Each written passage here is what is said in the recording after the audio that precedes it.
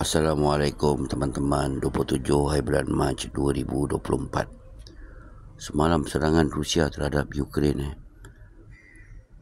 memang tak dapat dibayangkan, dengan Rusia menghantar hypersonic missile ke tengah-tengah Kiev, di mana semalam adalah hari macam celebration untuk SBU, Ukraine Special Intelligence Office, macam menyambut hari lahir lah.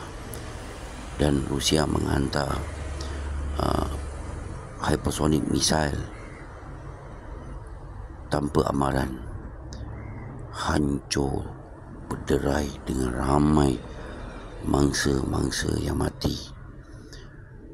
Inilah serangan yang pertama kali Rusia menyerang bangunan kerajaan, dan juga 2 Patriot missile di airport Kiev pun Rusia hancurkan dengan hypersonic missile. Rusia makin marah teman-teman dengan serangan yang telah dilakukan terhadap 100 lebih rakyatnya yang KIA dekat Rusia tempoh hari. Maaf teman-teman dengan berita saya beberapa hari ini yang saya mengatakan yang ISIS adalah di bawah pengaruh US dan juga Al-Qaeda juga. Ada askar ISIS dilatih di Ukraine, ini confirm. Dan ada askar Al-Qaeda yang berperang dengan Ukraine sebelum ini. Kalau yang lama ikut saya tahu. Tapi askar Al-Qaeda dah merajuk kerana Ukraine tidak membayar gaji dengan betul. Dan maaf teman-teman, berita saya dah lebih setahun ini cerita kehadiran Al-Qaeda dan Ukraine. Ada orang terasa, ada yang marah kat saya juga pun saya rasa, kerana saya buat cerita macam ini. Bukan buat cerita, ini adalah kebenaran teman-teman. Tapi minggu ini pecah tembelang yang ISIS juga dilatih di Ukraine. Jadi jangan salahkan saya. Dan kalau kumpulan yang menyerang Rusia tempoh hari adalah ISIS, mereka akan menunjukkan signal sebelum mereka menyerang dengan akan menunjukkan jari syahadah, terunjuk jari kanan seperti Osama Laden. Mereka ada tanda-tanda mereka sendiri. Tapi 4 orang yang menembak rakyat awam ini menunjukkan jari kiri. Teman-teman, orang kafir pun nampak yang mereka menggunakan jari kiri. Saya tunjukkan anda gambar, buktinya. Dan anda boleh fikirkan adakah mereka benar-benar ISIS atau mereka askar machinery Ukraine. Dan Rusia pun dah menangkap lagi 3-4 orang yang menyewakan apartmen dengan mereka dan juga yang menyewakan kereta dengan mereka. Dan juga Rusia meminta tolong Turki untuk menangkap hari kumpulan ini, dan Turki telah menangkap 40 orang lagi yang berada di Turki. Dan Putin speech malam dengan serangan ini. Tak lama Putin tahu yang melakukan serangan ini adalah negara Islam lah, daripada negara Islam lah. Putin tahu. Tapi Putin kata tapi siapa yang mengarahkan? Itu yang Putin dan Rusia sedang siasat hingga ke lubang cacing. Siapa yang mengarahkan serangan ini? Mereka ingin datang menyerang ketika Rusia nak mengundi, dan untuk memalukan Putin. Dan US ketika itu 7 hari bulan ada memberi amaran kepada rakyat-rakyatnya jangan berkumpul di tempat orang ramai di Rusia. Dan perang dunia ini makin parah teman-teman. Dengan France akan sudah menghantar askar mereka di Romania sebanyak 700 orang, dan France akan tambah ke 2,000 lagi askarnya di Romania untuk kemungkinan untuk membantu Ukraine. Dan adakah ini memandai? Tidak, kerana Rusia membunuh askar Ukraine satu hari 1,000 lebih. Jadi 2,000 ni untuk beberapa hari, teman-teman.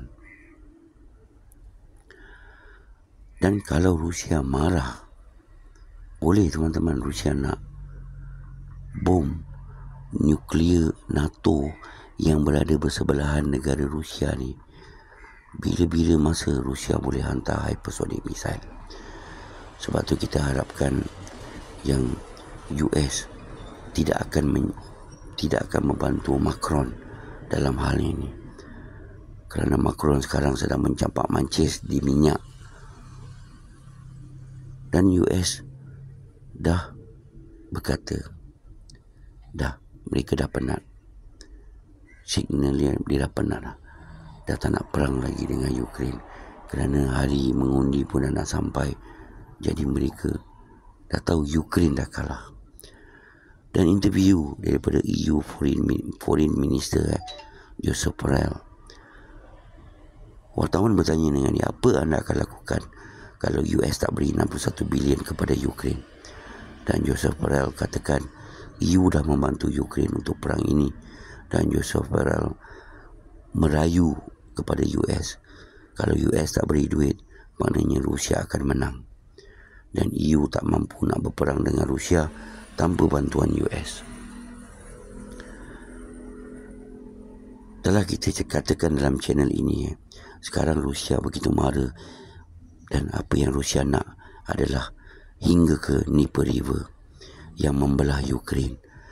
Dan kemarahan Rusia ke Dnieper River sekarang semakin laju.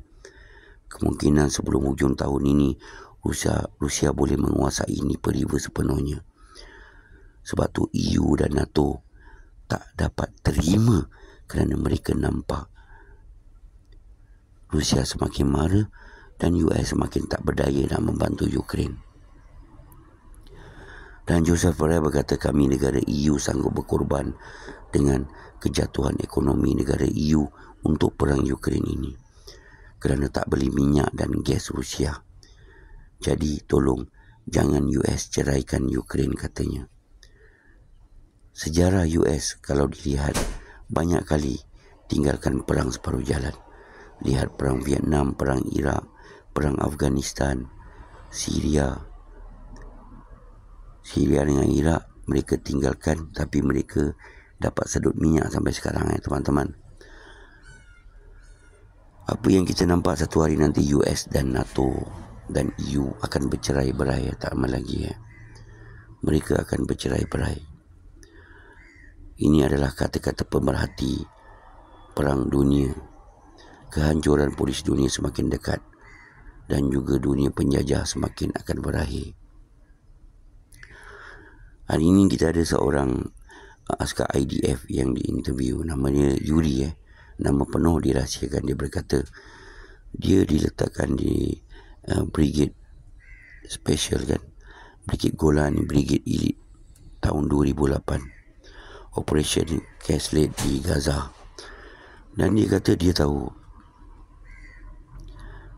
yang Israel menggunakan bom yang diharamkan dunia. Tapi ketika itu roket Gaza, roket Hamas tak seperti sekarang. Berkesan.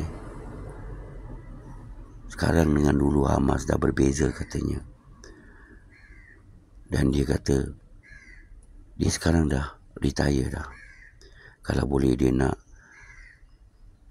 Amerika tidak lagi memberi bantuan kepada Israel, kerana dunia Zionis yang pemimpin-pemimpin Israel agungkan dah tak relevan lagi di zaman moden ini. Ini katanya. Jadi US harus berhenti beri bantuan kepada Israel. Dan seorang wanita Israel yang diarah untuk menjalani latihan masuk askar, dia membantah dan dia dipenjara selama 1 bulan. Dan dia diinterview di channel 4 Israel. Dan dia kata dia tak nak jadi askar, tapi dia dipaksa. Nampak bagaimana Israel sekarang terdesak kerana Netanyahu sendiri mengeluh yang kenapa rakyat Yahudi sendiri tak nak membantu dia dalam perang Gaza ini. Assalamualaikum. Selamat berpuasa semua. Hurrah everybody.